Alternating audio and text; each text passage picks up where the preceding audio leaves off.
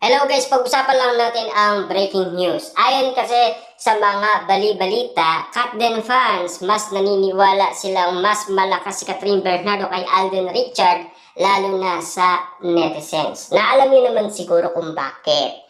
Nagsasawa na umano ang lahat ng tao kina Mayor Mark Alcala at Catherine Bernardo. Napapagod na sila. Kaya nga naman kasi tila binubuhay umano ng Katden fans at mga netizens sina Catherine Bernardo at Alden Richard. Nais nilang masilayan muli si Catherine Bernardo at Alden Richard magkasama.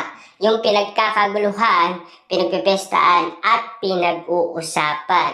Lalong-lalo na yung kilig na kilig umano ang dalawa na may kasamang harutan at kulitan, lalong-lalo na sa kilig to the max ang lambingan umano ng Katden sa isa't isa. Lalong-lalo na yung pagiging close nila sa isa't isa at lalong-lalo na yung pagiging komportable nila sa isa't isa. Lalong-lalo na yung open na si Catherine Bernardo kay Alden Richard.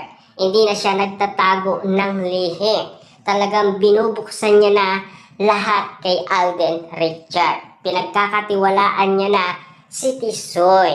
Kaya nga naman kasi malaking bagay ang nagawa umano ni Alden Richard sa buhay ni Catherine Bernardo. Tulad na lang noon si Catherine Bernardo ay naging bad girl. Naging okay muli si Catherine Bernardo nang dahil umano kay Alden Richard. Kitang-kita kasi lahat ng bihis ni Catherine Bernardo parang bad girl na ang dating sa lahat ng tao dahil sa iwalayan Katniel.